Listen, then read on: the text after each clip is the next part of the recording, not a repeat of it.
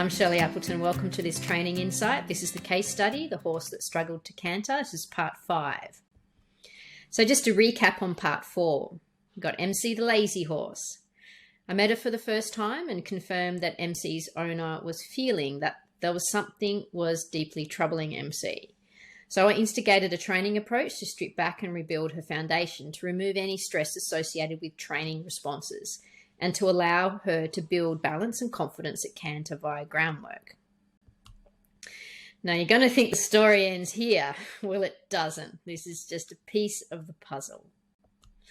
So things were looking promising, rebooting, as I call it, MC's foundation, and her canter was improving until it stopped and it started to deteriorate. So I have a rule that if learning progression halts, it fails to improve or becomes inconsistent, that is a red flag, and I referred MC's owner to the vet.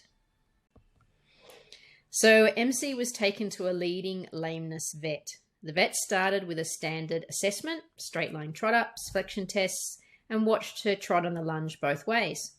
He declared her nice and even, straight and correct. Nothing obvious could be found. Then canter on the lunge, and there you had it. The disc uniting, the hopping, the kicking out, etc. was back. And the vet agreed that something wasn't right and labelled MC as having a gait abnormality.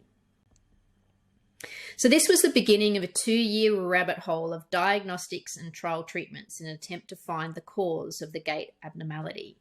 To begin with, the vet started with x-rays. Nothing obvious was seen with the knees, hocks, stifles, etc. He also scanned the common tendons and ligaments. Everything appeared normal. With nothing obvious, the treatment trials began. First, MC's hocks were injected. Unfortunately, the medication induced a bout of colic. However, once MC had recovered, she was started back into work, but no improvement was shown in the expected time frame.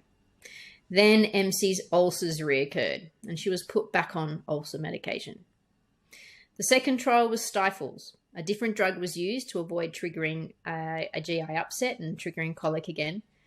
And once again, no improvement. So after each trial, she revised a full lameness examination each time. Now, during all these vet trials, MC was having regular body work. Her saddle was fitted every 6 months. Her feet were balanced. She had chiropractors, acupuncture, and even a holistic vet that gave Chinese herbs. And her teeth were done by dental specialists.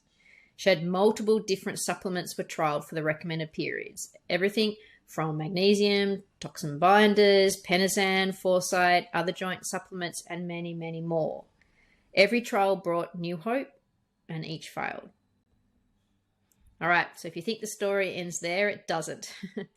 Please follow the case, and I'll see you in part 6.